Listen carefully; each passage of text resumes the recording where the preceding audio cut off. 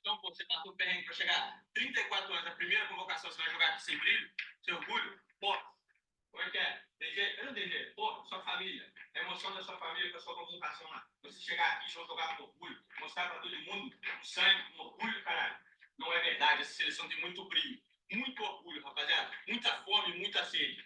A interpretação lá de fora também depende do que a gente faz. A gente pode falar, a gente pode dar entrevista, pode postar, pode fazer o que for. Mas quando a gente fala com mais força mesmo, a nossa força mesmo é agora, no quadrado verde. Não tem outro lugar que a gente fala com mais força. De fora, a sensação que dá é que isso é uma seleção sem sangue, sem orgulho, sem brilho. Pô, não é possível.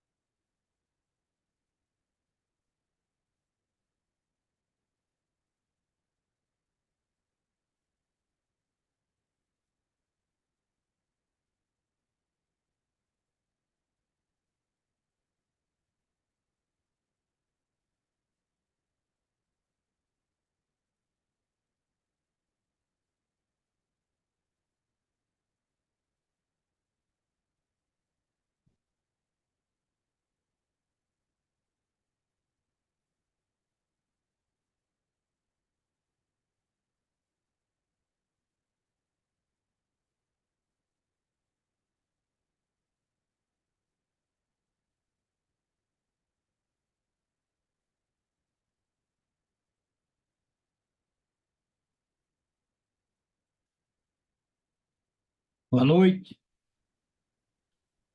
Oi, E Carlos. aí, tudo bom com você? Tudo bem, Carlos? Tudo bem com você? Graças a Deus, tudo na paz. Então tá bom. Faz tempo que eu não vejo essa turma. E a turma tá meio dispersa, né? Tem vindo poucos amigos. É, tá. Uma média de três, quatro só. É mesmo? É. Poxa, que pena, hein? O pessoal desanimou um pouco? Com a mudança também do horário, para mim esse horário é ótimo, mas tem gente que acha que saiu por causa do horário, não sei. Ah, tá, por causa da. Da quinta veio para a segunda, né? Ah, tá. Aí o pessoal deu Mas uma estranhada. Divino muito bem Desculpa. colocado dentro de si. Sim, sim. O que você ia falar, Tati? Que amor, na minha visão, né, eu penso que assim, o amor é uma escolha diária, é de todos os dias, né? É um sentimento que você escolhe a todo momento aquilo, né? Então é algo perene, diferente de paixão, diferente de qualquer outro tipo de sentimento. Tá. Aí a gente vai falar nos tipos de amor, né? Tem vários tipos de amor e vai ser interessante que a gente vai acabar abordando um pouquinho cada uma dessas ideias aí. Quem que podia ler a introdução para a gente?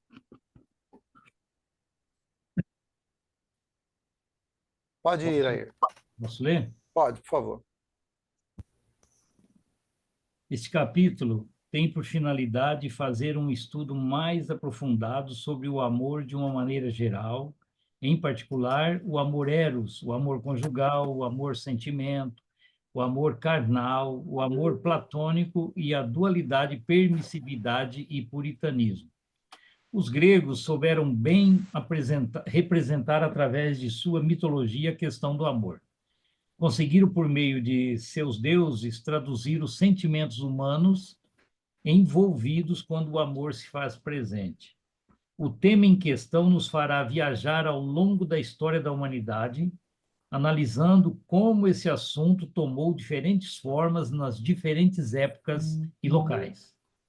As relações entre os homens, e mais especificamente entre homem e mulher, sofrem uma evolução constante no decorrer do tempo. Como as sociedades lidam com um assunto sempre atual e de cunho quase sempre conflitante, repetindo, como as sociedades lidam com um assunto sempre atual e de cunho quase sempre conflitante? Tá, então a ideia é a gente falar dos vários tipos de amor, né? Como a Tati falou. Aquele amor do platônico, aquela paixão, aquilo que eu quero e de repente eu O não quero amor mais. socrático, né? Isso. Tá? Então, assim, as várias formas, as várias maneiras e a forma como a gente convive com esses tipos de amor ao longo da vida. Né? Então, e isso vai ser muito interessante. Né? Pega Platão, por exemplo, a gente sempre fala nesse amor platônico. O que é esse amor platônico? Né? O que seria o amor eros? Né? Esse amor ligado lá ao Cupido, né? Que a gente sempre passou. Então, vamos abordar essa questão do puritanismo, né? Que de uma certa forma ele ainda está muito presente na sociedade. Né? O E por amor de outro lado, Jesus, né? o amor de Também. Jesus, que é o amor, O amor né? que é do próximo, você amar o próximo como É, a ti mesmo. aquele amor é, que não tem incondicional, né? Que eu não espero nada em troca, porque geralmente eu amo e espero que o outro me recompense com alguma coisa, né? Então é bacana que a gente vai poder sentir um pouquinho dessas formas aí. Quem que fala do Eros pra gente? Boa noite, eu posso ler. Posso Beleza. ler? Eu acho que o Manuel se prontificou já. Pode ler, Manuel. Depois você vai, João. Na mitologia grega, o amor representa a força da natureza espiritual que preside a coesão, a ordem e a harmonia do universo. Filho de Afrodite e de Ares, Eros foi uma criança travessa, ocupada em flechar corações para torná-los apaixonados. Ao crescer, Eros se apaixona por Psique, Alma. Afrodite, sua mãe, invejosa da beleza de Psique, afasta-a do filho e submete-o às mais difíceis provas e sofrimentos. Dá-lhe como companheiras a inquietude e a tristeza, até que Zeus, atendendo aos apelos de Eros, liberta-o para que se una a Psique novamente. Entre os filósofos gregos, persiste essa imagem mítica muito nítida em O Banquete de Platão. Olha que bacana, né? Qual que é a moral da história? O que será que a gente consegue extrair desse mito de Eros? Primeiro, a questão da sogra aí, né? Você vê que a sogra ela já arrumou o problema, né? A Afrodite, ela já começa a arrumar problema aqui porque ela já está, né, Os ciúmes. tá com ciúme, né? Então, ó, a gente pega a questão do ciúme, a gente pega a questão que a Afrodite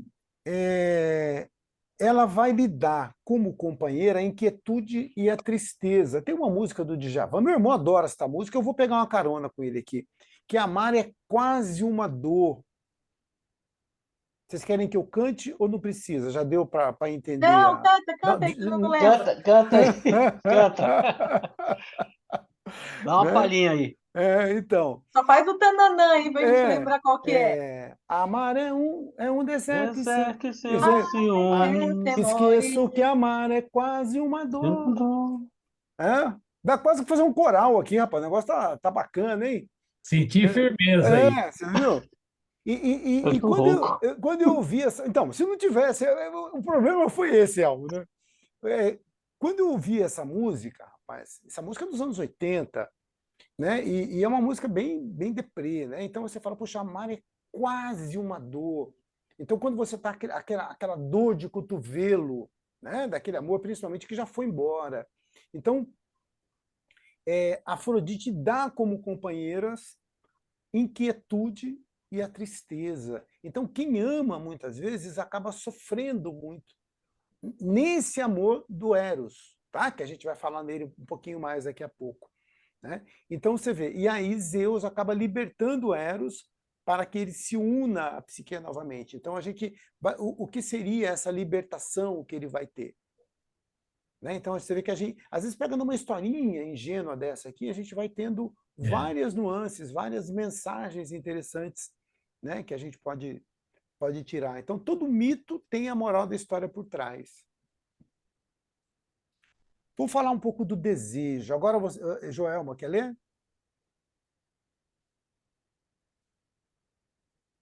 É que eu esqueci meu livro, né? Eu tenho dificuldade de chegar, mas acho que eu consigo. Desejo. Tá. Qualquer ação humana se explica por uma motivação. Deixa eu aumentar O um pouquinho ser aqui do som. humano Melhorou? melhorou. Obrigada. Qualquer ação humana se explica por uma motivação. O ser humano sente falta, precisa de alguma coisa e deseja alcançá-la, por isso sai à procura. Nesta busca, tenta evitar a dor, o sofrimento, o desconforto, a solidão e a morte. O desejo surge, portanto, à medida que os seres humanos estabelecem relações entre si e com a natureza, ocasião em que vivenciam emoções e sentimentos, isto é, reagem afetivamente aos acontecimentos. Eros é predominantemente desejo, mas não somente o desejo carnal, como podemos pensar, mas aquilo que leva o homem a sair de si, para que na relação com o outro realize o encontro. O homem é fundamentalmente um ser desejante e não um ser pensante, como Descartes o conceituava. O desejo no amor, eros, não nos impulsiona apenas para encontrar o outro enquanto objeto. O desejo exige relação em que se busca, sobretudo, o reconhecimento do outro. A relação amorosa se funda na reciprocidade de amar, é desejar o desejo do outro. O amor eros é um convite para sair de si mesmo. Se a pessoa estiver muito centrada em si, não será capaz de ouvir o apelo do outro. Olha que bacana, que Lindo, né? interessante isso, né? Então, ele é predominantemente desejo. E desejo tem muito a ver com aquilo que eu não tenho. Que é sensação, né? É aquilo que você quer. Mas assim, Quero. Mas esse amor eros, que tem muito a ver com desejo, eu geralmente, o que eu desejo? Eu desejo aquilo que eu não tenho. é o que eu quero. Isso, aquilo que eu quero, né? Desculpa. Aham. E aí, quando eu passo a ter, muitas vezes eu não quero mais. Então a gente vê isso muito no adolescente, né? Na imaturidade, não é isso? Ele quer namorar com uma pessoa, ele quer conquistar alguém. Mais ou Conquistou. menos, só na É, adolescência. Tem gente que está aí ainda desejando muita coisa. E mas até agora não entendeu por que é parado. não entendeu o espírito da coisa, né, Tati? Não. Entendeu? Então, então, o que é esse desejo? Eu quero aquilo que eu não tenho. Tenho, não quero mais. Né? Então, eu estou sempre buscando. Por isso que fala que o homem é um ser desejante, ele sempre vai desejar. Só que vai chegar um determinado ponto que eu quero desejar o quê? Eu quero desejar o seu desejo. Eu quero que você também me queira. Né? Eu não desejo só você, mas eu também quero que o outro me queira. Né? E aí, isso vai me levar a buscar esse encontro. E isso vira quase que uma cachaça. Né? Puxa, eu quero isso, porque isso me gera uma sensação muito boa. O prazer da conquista. Então, esse desejo ele tem muito a ver com isso. Então, quando eu conquisto, agora bacana. Então, eu me senti lá em cima, me senti importante, né? A última bolacha do pacote, porque eu consegui aquilo que eu queria. E agora eu não quero mais, agora eu quero outro. Né? Então, esse amor eros, ele tem muito a ver com isso. Pode falar, Joelma. Uma frase que mais me chamou a atenção foi assim, ó, se a pessoa estiver muito centrada em si, não será capaz de ouvir o apelo do outro. Acredito eu que qualquer relacionamento, não só de homem e mulher, mas entre amigos, entre colegas, entre filhos, né? Eu acho que essa frase, ela traz, assim, acho que resumindo isso no meu pensar, eu lembro que quando eu casei, teve uma frase que eu nunca esqueci, não queira ser feliz, queira fazer o outro feliz, porque se o Isso. outro for feliz, você será feliz. Também nunca esqueci, eu acho que resume bem essa frase que eu gostei nesse texto. Sim. Essas frases são frases que marcam bastante a gente, né? Porque às vezes no meu egoísmo eu quero buscar a minha felicidade, né? Mas eu esqueço que se eu não estiver fazendo o outro feliz, eu não vou conseguir essa felicidade, né? Então, quanto mais você dá, mais você recebe, né? Nesse tipo de relação. Irair. Essa definição da Joel, a meu respeito, também, né, aprovo, né, no meu íntimo, mas ela é um pouco falácia, porque quando a gente diz se a pessoa que você ama é feliz, você já é feliz também, mentira, falácia. Por quê? Nós estamos tratando do amor eros, é aquele eu desejo, mas desejo que você me deseje.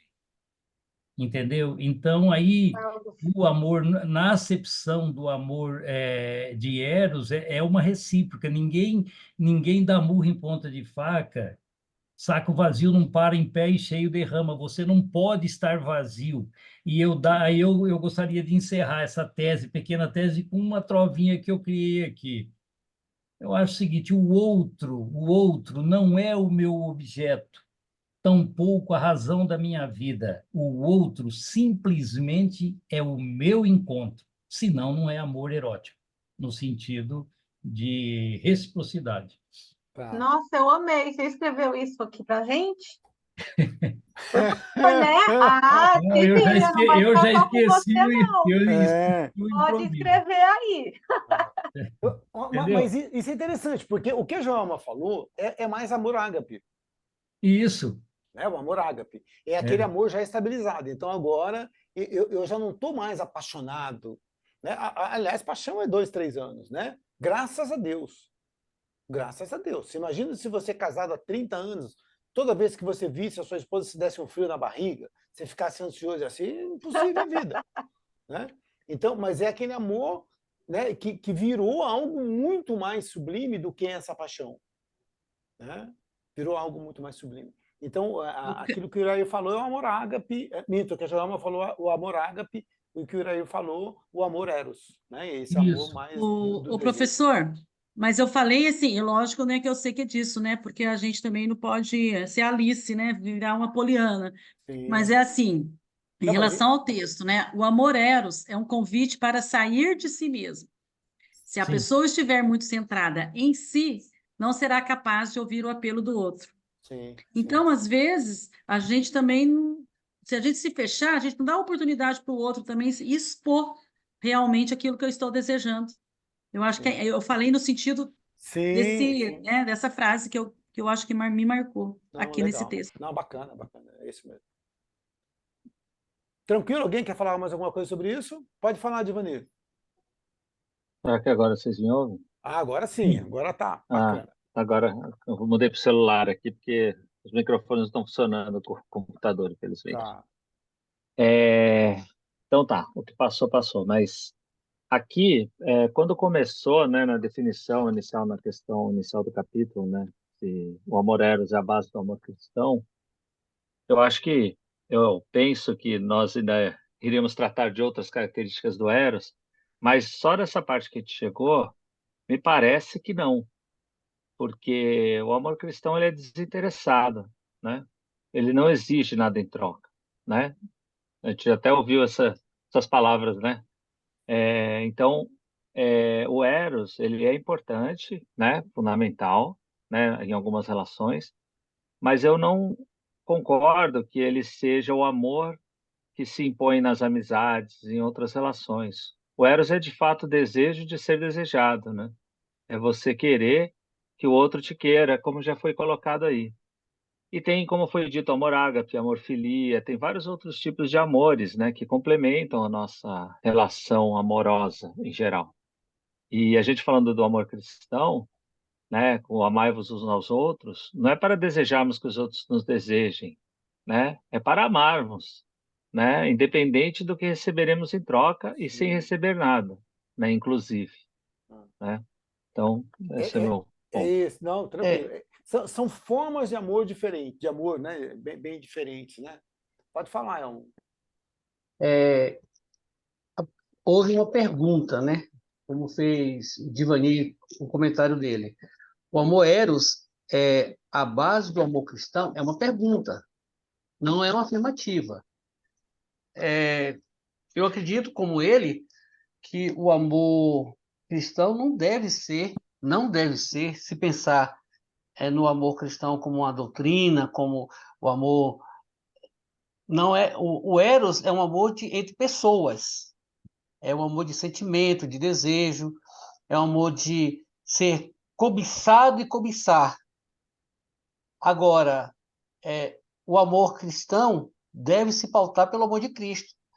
Se lendo a Bíblia, ou pelo menos o Novo Testamento, em grego, a palavra, sempre que se refere ao amor de Cristo, se refere-se à palavra ágape, que é um amor incondicional, né? Agora, na Bíblia você encontra filios, que também é traduzido por amor, mas é um amor mais parceiro, é um amor de amizade, de companheirismo, não necessariamente um amor físico. E se eu não estou enganado, somente uma vez ou duas que na Bíblia, no Novo Testamento grego, é usada a palavra eros.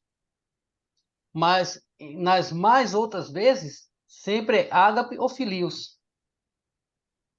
Só para a gente tentar mais ou menos ilustrar aqui. Amor eros, esse amor Físico, daquilo que eu não tenho, físico. O que é o físico. amor filia? É o amor que eu sinto pela minha esposa depois de alguns anos. Ou Entendeu? pelo seu melhor amigo. Pode ser, né? Pelo um Esse, amigo. Não isso, necessariamente entre homem e mulher, sim, pelo mas irmão, sempre. Exatamente. É um amor de parceria. amor de parceria. Não é mais Sim, aquele. Por isso que eu falei, o bacana, ainda bem que muda, né? Porque você sim. imagina aquele frio na barriga, aquela ciumeira toda, aquele É, negócio, né? Aquele é muito chato, né? Então a gente aguenta aquilo 2, 3 anos, mas depois não aguenta mais. Então aí vira um amor de parceria, né? Por exemplo, você não se separa do seu companheiro, da sua companheira, porque ela engordou um pouquinho, porque você sim. nem vê. Você não vê. Nem porque você tá percebe, não você leva em não consideração. percebe. Você está Não leva em convivendo consideração. tanto, né? Aliás, se isso acontecesse, ninguém mais estava casado, né? Porque chega um ponto que. Então, assim, as coisas são dessa forma. E o amor ágape é aquele amor de Jesus, aquele Incondicional, amor exatamente. incondicional. Né? Agora, a pergunta que ele faz é interessante. Seria o amor eros a base do amor cristão? Ou seja, será que não é o começo aí? Então, porque o que acontece? Eu começo a me interessar por aquela pessoa. E através daquilo que vai acontecer naqueles 2, 3 anos, será que aquilo não pode se transformar depois no amor filia, para depois chegar no amor ágape? Entendeu? Então, essa reflexão, ela faz esse tipo de pergunta. Será que ele seria a base? Ou poderia ser a base? Talvez, no meu pensar, o Eros não, mas o Filia sim. Então, mas o Eros talvez ele não começasse. Será que teria o A base, filia sem o a Eros? base do amor cristão, eu acho que começa com filia, né? Do amor cristão começa com filia, aí vai evoluindo para o ágape. Agora, o relacionamento entre o homem e uma mulher, né, como tradicionalmente seria, aí você pode-se começar talvez com filias, passa por o eros, e aí lá no final passa a ser o ágape. Olha que interessante, ó. Qual que é o amor que faz com que eu me sinta atraído pela minha companheira? Eros, Eros. Depois de um tempo, o que vira esse amor? filia, Filia. Aí, quando eu tenho filhos, ele vem também filia, não é isso? continua a filia. Continua filia, não é? Aí Então, vai se tornando o ágape. e vai virar um ágape. Então, onde que ele começou? Tá, mas aí quando se fala do cristão, tá se falando de quê? De seguidores de Cristo? Não, está falando do ágape, né? Porque se você for pensar no cristão como os seguidores de Cristo, então teria que ser com ágape. Teria que ser filia e ágape. Mas a família, por exemplo, na média, ela começa. Então, ela começa no Eros, né? Começa no filia. Eros, não, no Eros. Porque é o Eros que me faz procurar aquela pessoa, desejar aquela pessoa e começar um namoro. Entendeu? Aí depois que isso vai. Eu não chego para uma pessoa e já estou no amor filia. Na média. Geralmente eu começo pelo Eros, do Eros eu vou passando essas etapas até chegar lá. Seu Carlos, uma vez eu tive um trabalho na faculdade em que eu tive que dissertar sobre o amor é algo sentimental ou racional. Então, é assim, pensando muitas vezes, como o senhor está expondo aí, se é o Eros, ele é sentimental. Eu vejo como sentimental, porque é o desejo, é a busca, é o desejar e ser desejado. Então, aí transforma-se a base. A partir do momento que você tem uma racionalidade, você faz escolhas, você escolheu sua companheira. Entre as muitas que poderia ser, você escolheu uma. Aí já é racional.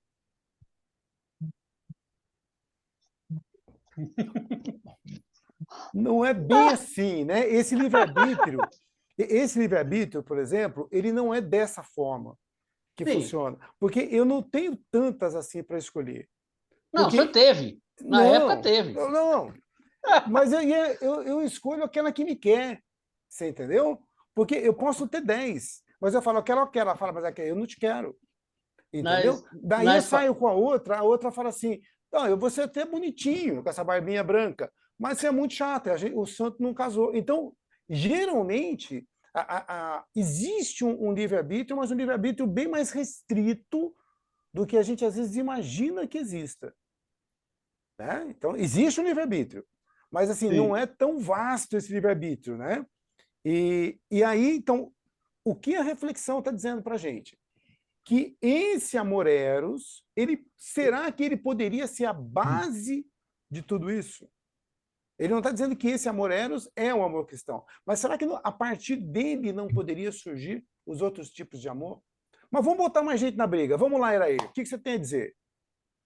Olha, eu também vou me valer de um trechinho conhecido por todos aqui para argumentar algumas palavras. Ainda que eu falasse a língua dos homens ou falasse somente a língua dos anjos, sem amor eu nada seria. Ou seja, nós todos aqui, acho que estamos parafraseando um pedacinho dessa afirmativa do apóstolo Paulo, né, que virou poema do Camões, virou música do Legião Urbana, e estamos aqui nós falando do amor. Ou seja, eu creio e posso afirmar por todos os amigos que estão aqui, que eu já chamei de família, numa das aulas retrasadas, que nós até não podemos saber definir o amor, mas não sabemos viver sem ele. Qual tipo de amor? Aí varia. Por exemplo, eu fui um cara que dos meus 40 aos 60 anos, o que me impulsionava era esse item que até agora nós estamos tratando, que é o amor eros. Era o borbulhamento, nós vamos falar esse neologismo, o borbulhamento dos meus hormônios em São José dos Campos com 40 anos. É Por isso que diferente. a sua mulher te levou embora daqui, tá vendo? Não, é É. diferente digamos assim, do passar dos anos. Então, como nós estamos falando do amor eros, eu creio, e aí eu concordo com você, que é o amor desejo, é o amor atração física, e realço mais ainda, nós estamos tratando do capítulo, por enquanto, o amor como atração física, é o título do capítulo. E sem dar spoiler, essas perguntas que o Carlos lançou na introdução, nós vamos respondê-las ao final do capítulo, quando vai falar do celibato, se vale, é egoísta, e do celibato, que é um celibato para a humanidade. Eu até aqui tomo a liberdade de contar uma passagem rápida, que, a hora que eu estava estudando o capítulo para a aula, eu caí na besteira de ler um pedacinho para minha esposa, e que eu falei: olha aí, tá vendo, Seminha?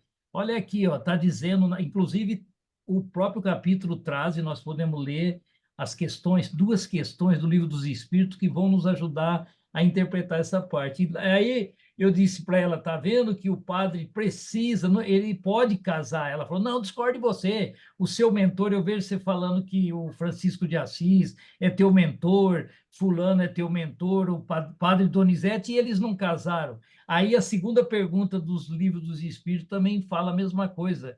Então existe o celibato, que é por egoísmo, e aí que é aquele que a pessoa não quer casar por interesses próprios, e existe aquele celibato que é por amor à humanidade, que aí dá para diferenciar o que é o amor de Eros e o que é o amor cristão, né? Uhum. Divanir. Tá bom. Só para complementar, quando eu falei que talvez, né, voltei à questão lá, que pergunta se a base, eu acho que há vários caminhos, né, a chegar.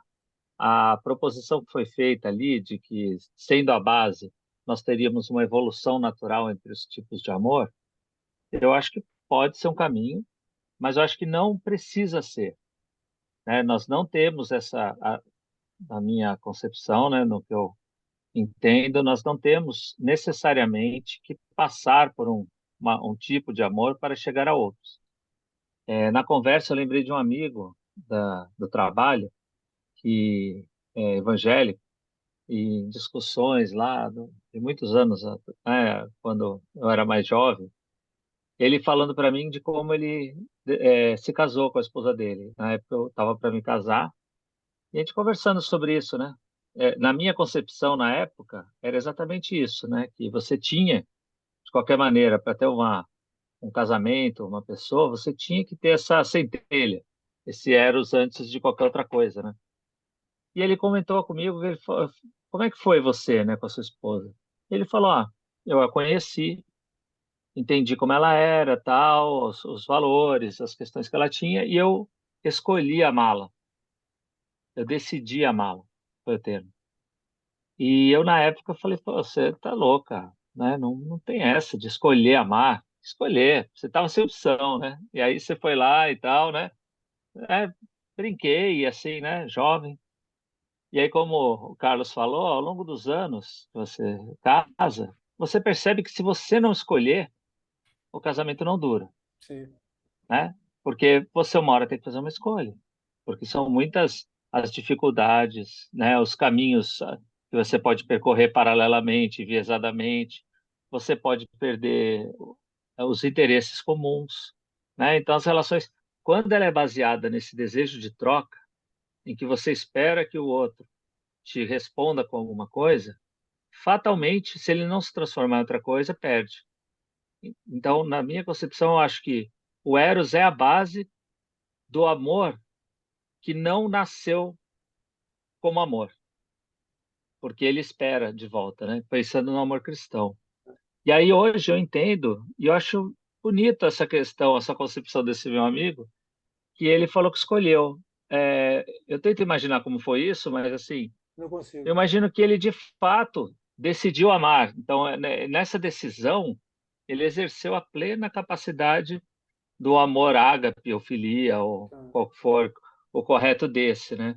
E porque também, se a gente está muito preso, é claro, o capítulo vai por esse caminho da reprodução e tudo, mas a gente está muito preso a essa questão de família tradicional e tudo mais. Convencional. E assim, então nós estamos propondo que talvez, se o Eros fosse a base do amor cristão, pessoas celibatárias ou solteiras ou sei lá, qualquer outra coisa, não seriam capazes de amar, E- né? Você, quando um filho nasce, será que aquele amor que você olha para aquela criança tem o Eros? Talvez, porque você espera que aquela criança te ame incondicionalmente.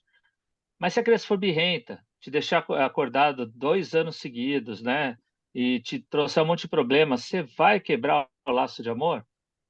Né? Então, assim, claro, ele nasce de várias maneiras, né? Então, por isso que é difícil para mim imaginar o Eros como a base, mas é claro que ele Tá, deve ser, talvez em função da nossa evolução também, né? tá. Hoje a gente precisa do Eros para se aproximar das outras pessoas, né? Um dia amaremos a todos, sem restrição, sem esperar nada em troca. Aí vai ser o verdadeiro amor cristão, talvez. Então a gente poderia dizer assim, o amor eros ele pode ser uma das bases do amor cristão, não necessariamente, Sim, né? Como disse o Elmo, eu posso de repente já ir direto lá no amor filia e direto, né? No amor ágape é difícil, mas eu poderia ir. Mas ele respondendo essa pergunta da reflexão, então eu não sei se todos vocês concordam, ele poderia ser, ele pode ser uma das bases, mas não a única. É isso? Não a única. Então ele pode ser um caminho. Né? Mas eu posso, como disse o Elmo, de repente, se eu já estou num outro estágio, dependendo da forma, ele não é a única via. Né? Eu acho que isso talvez responda um pouquinho lá da reflexão. Vocês concordam? Vamos lá, então. Paixão. Quem quer falar de paixão? Aproveita você, Divanir, que já estava aí mesmo no... Tá bom. Paixão, conforme a etimologia da palavra, vem de pathos. Em grego tem a mesma raiz de sofrer, suportar, deixar-se levar por. Existe uma antiga tradição segundo a qual a paixão é associada somente ao amor, principalmente ao amor intenso, fulminante, perturbador da alma. Não percebe os acontecimentos com clareza. Esta concepção negativa vê a paixão como uma espécie de fraqueza e, portanto, perigosa, pois quem é arrebatado por ela perde o controle de si. Não há por que se vergonhar das paixões, elas surgem independentemente de nossa vontade. Isso é, não podemos ter ou deixar de ter paixões. Por isso, a paixão não é alguma coisa que possa ser negada. Mas não podemos concluir que, se não há como negar as paixões, podemos vivenciá-las todas tal como se impõem. Se isso ocorre, a vida em comum seria impossível, além do que seria impossível uma vida propriamente moral. Tá. Vamos continuar aqui nessa questão 907 aqui. Seria intrinsecamente mal o princípio originário das paixões, embora esteja na natureza? Não, a paixão está no excesso de que se acresceu à vontade, visto que o princípio que lhe dá origem foi posto no homem para o bem, tanto que as paixões podem levá-lo à realização de grandes coisas. O abuso que dela se faz é que causa o mal. Então, paixão é bom, né? Que a gente vê aqui que paixão está muito ligada a, onde é que a gente pega aqui? Ah, tá, a sofrer, a suportar, a se deixar levar por. Mas eu imagino, eu gostaria de ouvir vocês também, a paixão como um grande catalisador, né? Muitas vezes, através dela é que eu vou... Quem já não fez loucuras, entre aspas, por paixão? Né? E aí você está lembrando, por exemplo, daquela ocasião que você saiu, gastou, às vezes, aquilo que nem tinha para jantar com uma pessoa que você queria, você andou, foi a lugares onde você nem poderia ir. Né? Então, ela muitas vezes nos impulsiona a fazer uma porção de coisas que talvez a gente não fizesse se não fosse esse caso. Né? Então, ela tem isso. Agora, o grande problema aqui, segundo o Livro dos Espíritos, é o excesso. Né? É esse excesso. E quando a gente fala em paixão também, ela não está ligada só a essa paixão sexual, essa paixão, ela está ligada a muitas coisas. Né? Paixão é um termo bem amplo. Né? Pode falar, Irair. Exatamente, aí eu me valho do que o Freud, quando o Freud fala sexualidade conduz o mundo, ele não está se referindo exatamente digamos, a sexualidade homem-mulher, no sentido de coito, de relação, não, aí a paixão começa a nos dar já um sentido diferente do amor erótico, do amor eros, onde Isso. prevê-se, presume-se um homem e uma mulher, não é verdade? Agora, paixão, você pode ter paixão por uma coleção, paixão por leitura.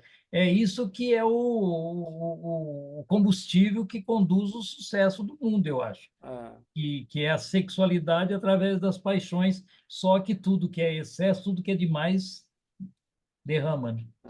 E ela tira a gente um pouquinho, às vezes, do racional. Né? A gente faz coisas meio irracionais, né? Através da paixão. Seja ela qual for, né? Em qual sentido ela estiver colocada. Como determinar o limite onde as paixões deixam de ser boas para se tornarem más?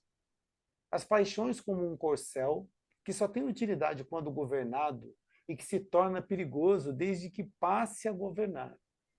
Uma paixão se torna perigosa a partir do momento em que deixais de poder governá-la e que dá em resultado um prejuízo qualquer para vós mesmos ou para outrem. Gente, quantas coisas a gente não vê, é só a gente ligar a TV aí que a gente vai ver quantos absurdos que se cometem aí, né? Em nome da paixão. Né? Muita violência doméstica, a gente vai ver, muitas loucuras, muitos homicídios, crime passional. Né? De onde que vem o crime passional? Paixão. Né? Então, você vê, em nome da paixão, muitas vezes eu tô justificando uma porção de coisas. Né? Essa ideia do corcel aqui é muito legal, né? Aquele cavalo bravo, que quando eu domo esse cavalo, ele me é útil, mas quando ele é que diz o caminho que eu tenho que tomar, o cavalo que tomou as rédeas agora acabou, né? Agora eu não sei para onde ele vai me levar. Né? Então é bem interessante, né, esse pedaço. Pode falar, Irair. Não, eu só esqueci de abaixar a mão. Ah, tá bom, tá bom. Tranquilo até aí, gente? Boa? Quem vai ler para nós aqui paixão versus razão?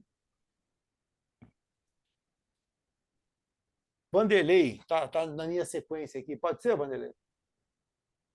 Paixão versus razão. Nada se faz sem paixão. Também é verdade que paixão e razão são inseparáveis.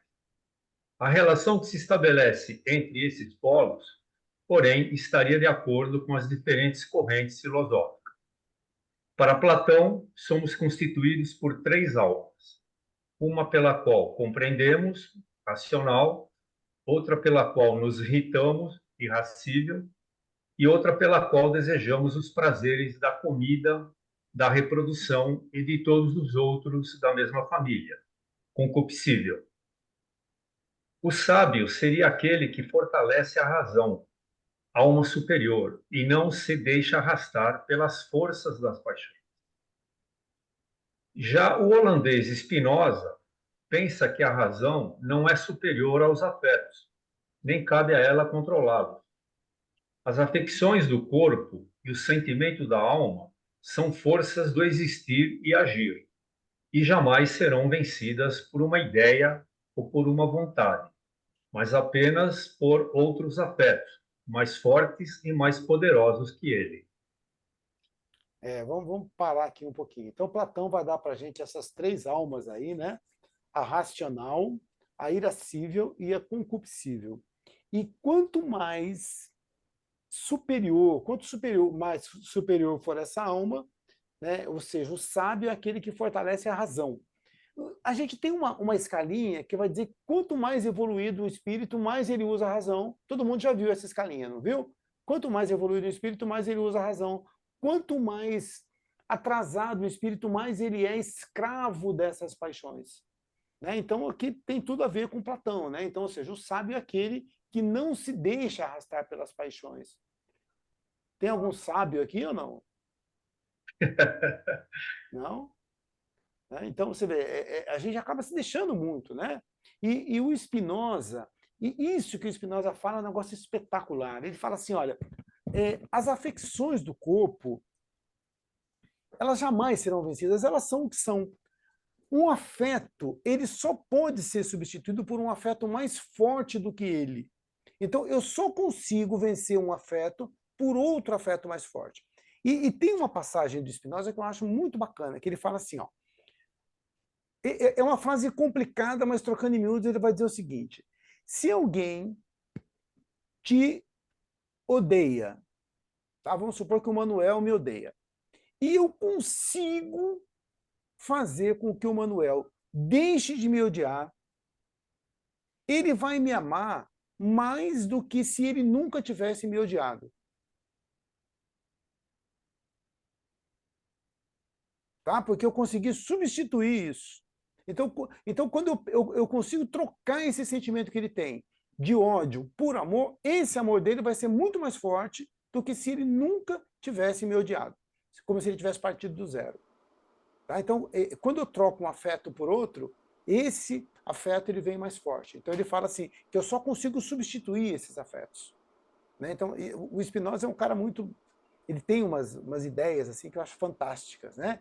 E a gente às vezes fica tentando entender o que ele está dizendo, e aí fala, puxa vida, né? E pode observar na tua vida.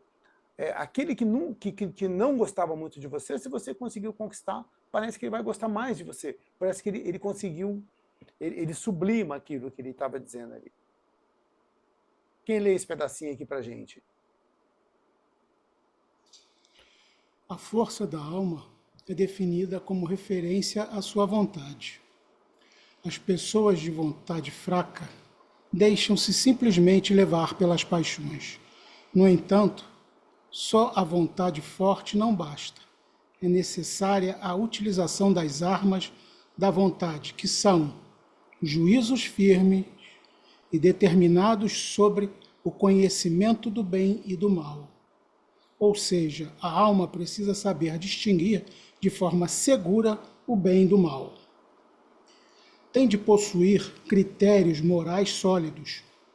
Caso contrário, poderá aplicar sua vontade sobre alvos errados, dando combate a paixões boas ou cultivando paixões más, como acontece, por exemplo, com quem alega que a humildade não se coaduna com a dignidade humana, ou que o ciúme é necessário ao amor. Conhecimento moral é, pois, de capital importância para que a alma alcance o equilíbrio interior, pela indispensável iluminação do processo de controle das paixões. René Descartes, As Paixões da Alma. O que vocês entenderam disso?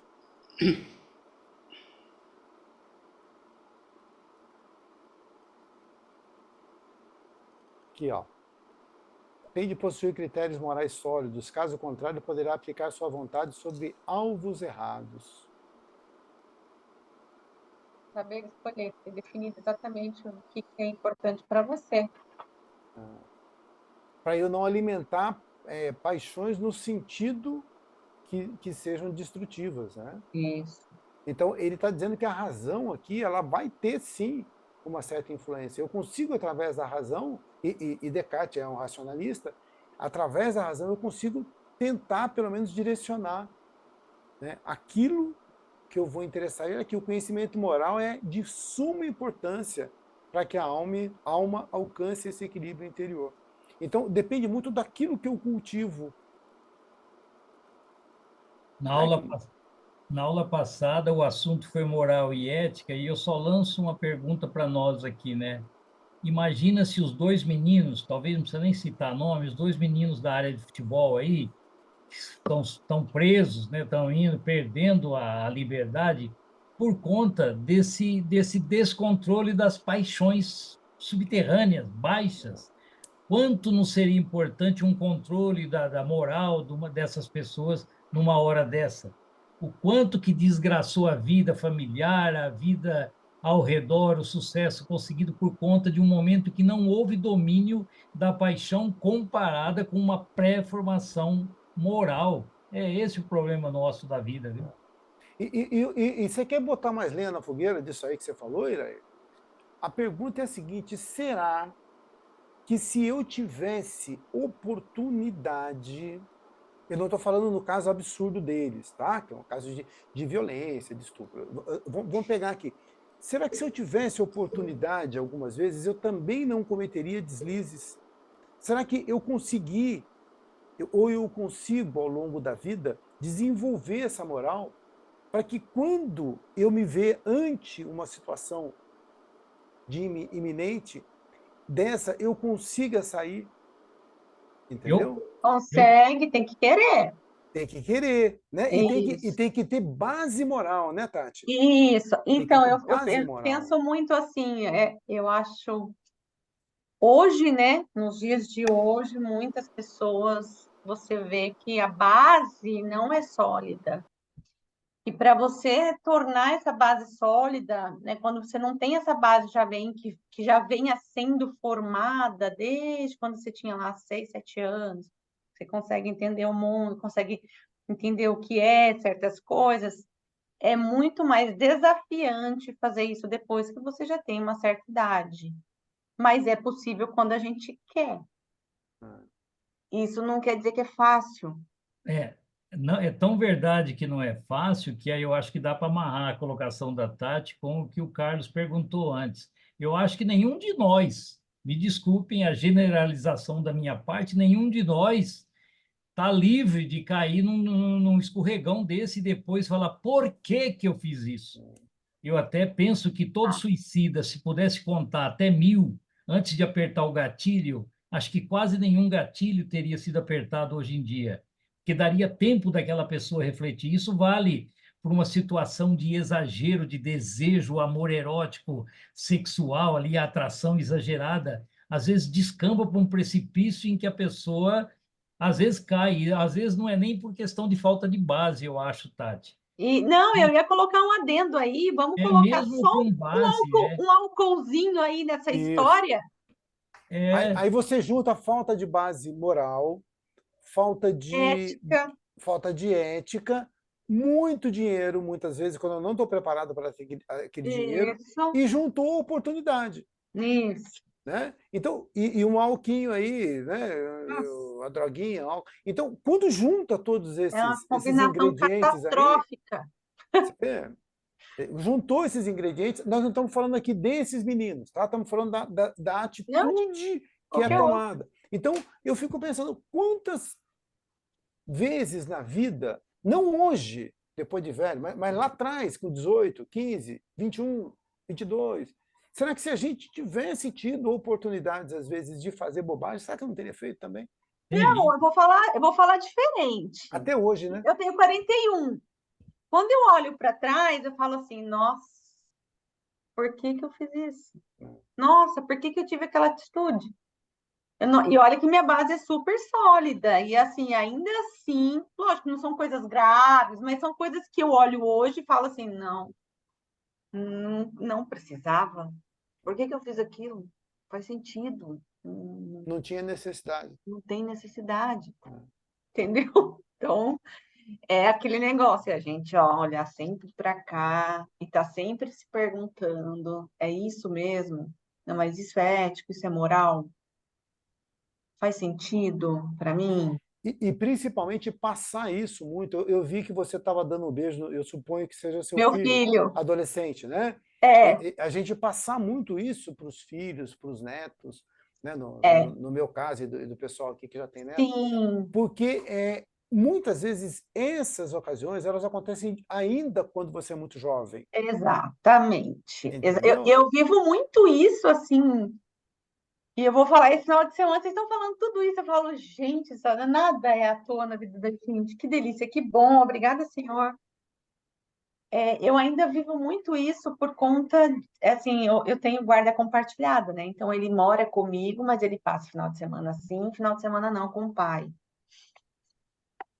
E é um desafio, assim, bem grande, assim, toda vez que vai, e às vezes volta antes, ou às vezes volta com uma coisa, aí eu falo, não, filho, olha, volta aqui, é assim.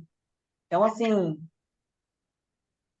esse equilíbrio, se a gente conseguir achar o equilíbrio, conseguir passar isso de uma forma muito aberta, e aqui em casa, como eu convivo com ele, né, e ele é menino, então, assim, é um pouco mais desafiante. Se fosse uma menina, seria talvez um pouco mais fácil, mas lidar com certas situações, certos tipos de conversas, né, assim, tem esse paradigma de que só falo com homem, aqui em casa não, aqui em casa a gente conversa sobre tudo, então, assim, às vezes para mim é um desafio certas coisas, sabe? Mas eu não abro mão. Essa questão de ética, moral, o que que é o amor, o que que é o desejo, a necessidade, a vontade, eu estou sempre lendo porque assim é difícil para mim e eu quero muito passar assim pelo menos uma base para ele, sim. Você vai fazer isso, saiba que você vai ter que arcar com as consequências. Sempre tem uma consequência. Quer fazer, mas saiba que você vai ter um preço a sua E, escolha, né? e essa base moral, quando ela está arraigada na gente, a gente vai ter esse equilíbrio interior aqui, ó, que é Isso. colocado, Ó, né? ele Então, tem 13 anos. Às vezes ele chega assim e fala para mim: Nossa, mãe, nossa, eu tava com o pai e eu fiquei com dó, assim. Ele teve uma atitude assim, assim, assado, que não foi legal. E eu falei isso para ele. Aí, às vezes, sabe como eu me sinto? Eu sinto assim, como se o meu filho estivesse tomando conta do pai. Ai, meu Deus! É muito louco, gente. É muito louco. Nossa, tem hora que eu falo assim, é, é isso. Eu não tenho nem palavras. por isso que é importante, né? A gente cultivar esses valores, né? Tudo isso É. aqui vai fazendo com que nós sejamos pessoas aí um pouquinho melhores. Melhores todo dia, né? Que a gente Todo procura ser dia. melhor do que a gente foi ontem, né? O Isso que o aí. outro foi, cada um com seus problemas. Eu Né? preciso olhar a Tati que foi ontem, né? Eu preciso ser melhor. A nossa competição é com a gente mesmo, né? A gente Sempre, melhorando mais a cada sempre. dia. A gente costuma olhar para o outro, falar assim, Ah. nossa, fulano tá assim, olha, fulano tá feio. E pode Mas ter certeza que todo dia a gente vai ter oportunidade para fazer besteira, sim. entendeu? Não, e parece que quando você tá numa vibe, parece que as coisas, elas aparecem. ah, Quando você fala assim, não, agora aí as coisas parecem que ficam assim muito claras, assim, por exemplo, vem aqui fazer uma merda, sabe assim? agora, tem umas coisas que às vezes eu penso, os pensamentos que eu tenho, que às vezes as pessoas ficam meio bravas comigo. Mas quando você pega esse caso desses dois rapazes que vocês falaram aí, do Daniel Alves e do Robinho, eu penso que eles não precisam do nosso ódio. Do Eles nosso precisam do nosso ódio. Eu ódio. acho que Eles não. precisam das nossas vibrações, É. né? Porque são espíritos que passaram por um momento de desequilíbrio. Né? Então, a gente entender, né, Ira, e vibrar mesmo por essas pessoas, como o Irair falou. Então, às vezes, aquela não teve uma base, né, e isso o levou a algumas coisas. Então, a gente vibrar mesmo para que essas pessoas e todos nós, possamos atingir um pouquinho, né, de conhecimento e chegar a ter uma centelhazinha de sabedoria aí. Né, para que É senão isso. senão a gente só fica achando que o outro é um monstro. Não é alguém Porque que cometeu. eu penso que até pessoas que realmente, né, fizeram muito mal para outras pessoas, não, eu quero muito acreditar, e eu tenho isso comigo, que assim, não é 100% ali a atitude não foi 100, tem 1% ali que tinha alguma coisa boa, que ele estava querendo. Então, assim, não é de todo ruim, é isso que você falou, a gente tem que ter, realmente, mandar energia positiva porque se jogar pedra Complica mais. Então, com já humanidade, a gente estão não vai sendo adiantar punidos, nada. já estão lá cumprindo a sua pena, então agora é a gente vibrar por eles e por todos aqueles, né, por todos nós, né, para que a gente possa atingir esse equilíbrio aí. É assim, ó, agora, voltando aqui com a razão, penso eu que falar isso quando, por exemplo, não foi com a minha filha, não foi com o meu Sim, filho. claro. Eu temo que talvez, se fosse comigo, talvez eu teria eu luto para que não, mas assim, que eu tivesse um pensamento diferente. Eu acho que é isso que a gente tem que ter em mente. É muito fácil quando a gente fala quando não foi meu filho, né? Não foi ninguém que eu conheço, não foi ninguém da minha família. Mas e se fosse? Ainda assim não muda, é o que você falou, Mas eu o que é concordo. esse amor ágape? Não é justamente esse? É isso. É esse, então, é isso que eu falo. A gente tem que lutar para ter ele como um centro, mesmo que às vezes seja difícil. No nosso Eu acho estágio que esse é o no desafio. nosso estágio é muito difícil, né? Mas Isso, é a nossa meta, né? Para que a gente é isso. possa. Fala da Mas ciência um pouquinho para gente. Oi, desculpa. Pode falar. talvez esse seja o mau uso das paixões, né? Eu Sim, acho que sim, eles merecem, né, um olhar, boas vibrações, como todos que erram merecem, né? sim. Mas que nos últimos anos, com tanta disputa por ideologias, por tantas coisas, as pessoas se acostumaram a praticar o ódio, né? Ah, Então é muito fácil odiar aquele que é totalmente avesso ao meu pensamento, né? Que tem É muito opiniões diferentes, é, né? é até estimulante, né?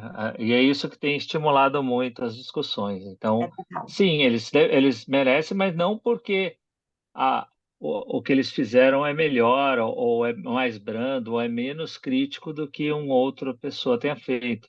Porque todos merecem, né? isso. Mas eu acho que, né, mas não tem que ter um olhar especial, né? Porque, talvez como a Tati falou, a gente, como homem, por exemplo, é difícil a gente se colocar no lugar da moça que estava lá, sem julgar o valor ou a pessoa que Sim, estivesse lá, né?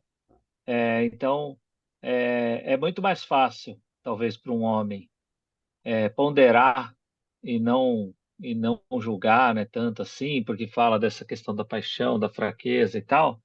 Agora, se fosse o contrário, se um amigo nosso tivesse uma situação lá e fosse subjulgado por outro, né, e sofresse, aí você se coloca no lugar e você fala, puxa, isso eu não queria que acontecesse comigo, não, é. né? E aí talvez você não fosse, nós não fôssemos tão condescendentes, né? Então não devemos pensar mal de quem já está jogando bomba lá na faixa de Gaza, não devemos desejar o mal para o ditador aqui vizinho, para o Para ditador quem do torce para outro um lá. time assim, quem torce Devemos para um time assado, quem é devemos vibrar Bolsonaro, quem é positivamente para Lula. todos, né?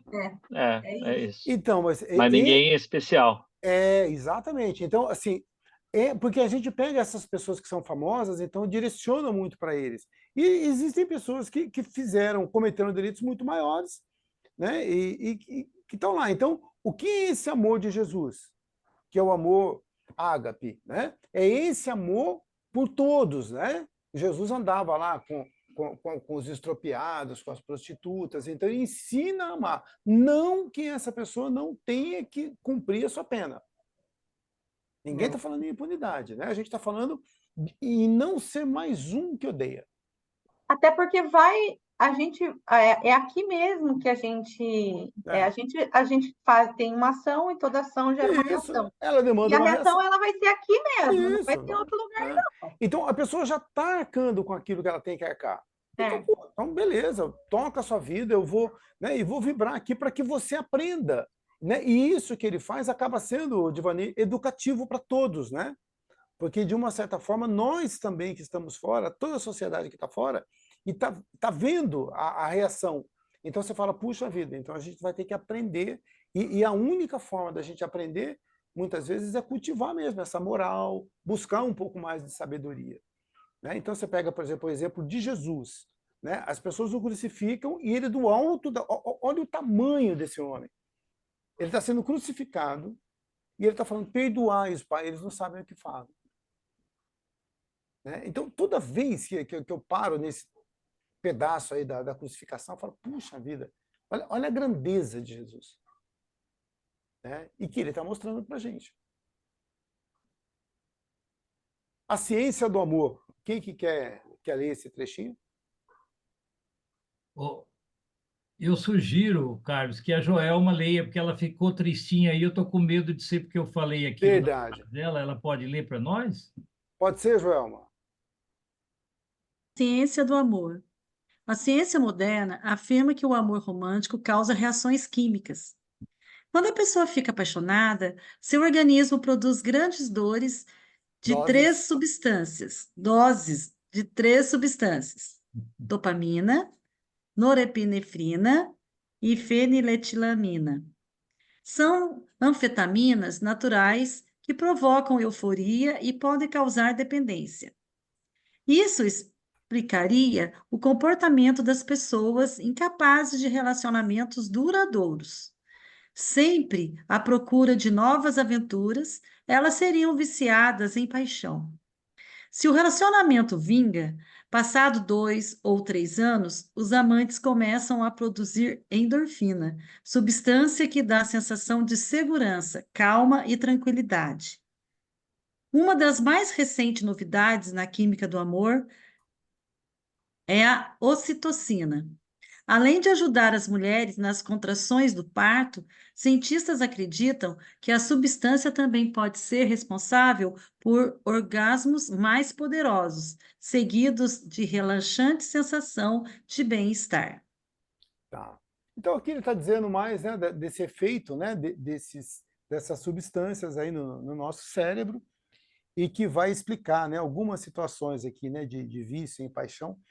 E depois, então, ele pega mais esse lado físico, né?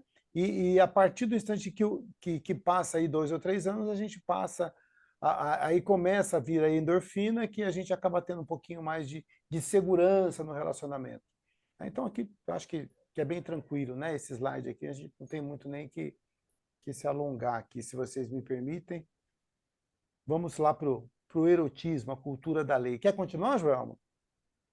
Erotismo, a cultura e a lei. Para que a civilização pudesse existir, foi necessário o controle do instinto humano e foi necessário o estabelecimento de regras, ou seja, a instauração de leis. Dentre essas estavam a que controlam o sexo e a agressividade a fim de tornar possível a vida em comum. Afinal, que forças são estas que o homem precisa controlar, desviar, inibir ou canalizar para outros seres? Freud chama de libido. Essa força primária, a energia da natureza sexual, orienta pelo princípio do prazer que se encontra na instância chamada id. A instalação das regras de convivência determinou a formação do superego. O conflito entre as duas forças antagônicas é resolvido pelo ego.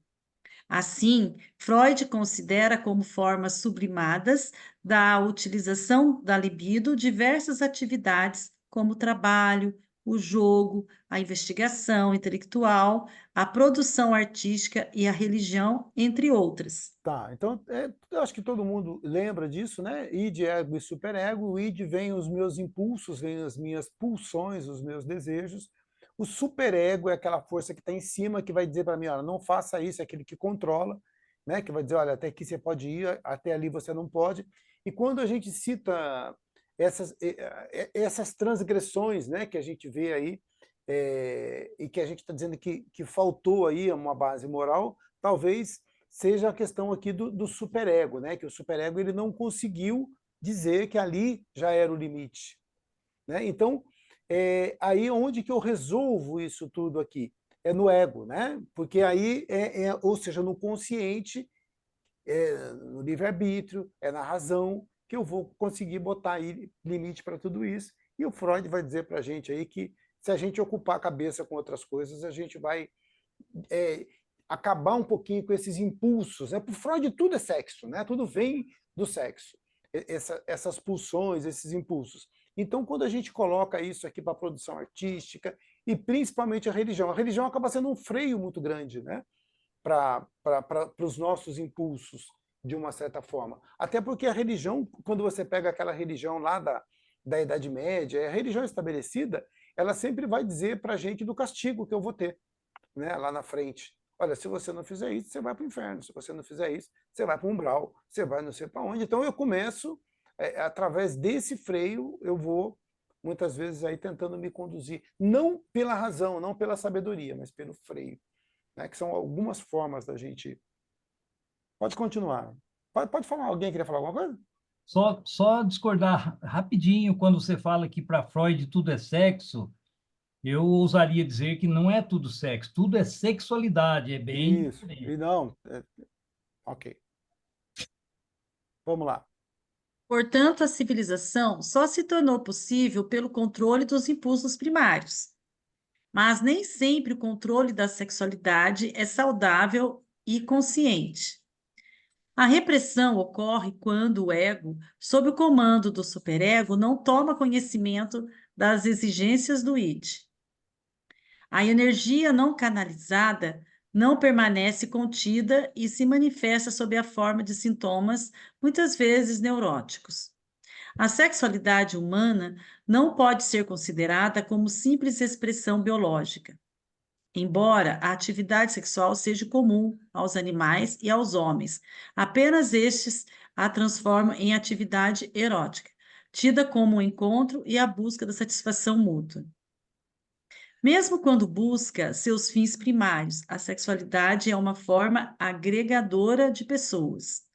A repressão da sexualidade produz o sentimento ambíguo, que deseja de desejo e culpa. Tal ambiguidade gera também tendências opostas de comportamento. O puritanismo é a permissividade. Tá. O que seria... Aí eu vou ter as duas pontas, né? Quando falta esse equilíbrio, né? Eu vou poder partir para um lado ou partir para o outro, né? Então, é interessante que eu tenho essas pulsões que vêm do id, e todos nós vamos ter. Isso eu não controlo. Eu não controlo a pulsão, né? Eu vou controlar a atitude, né? O que eu vou fazer com essa pulsão, eu vou controlar, né? Através do superego e aquilo que o ego vai fazer, né? Essa parte consciente vai fazer. E quando a gente tem um desequilíbrio em tudo isso, a gente vai partir para um desses caminhos aí, puritanismo e permissividade. Alguém quer colocar alguma coisa nisso aqui? Eu gostaria de falar uma coisa? coisa. Por favor, Manuel. Se a gente perceber,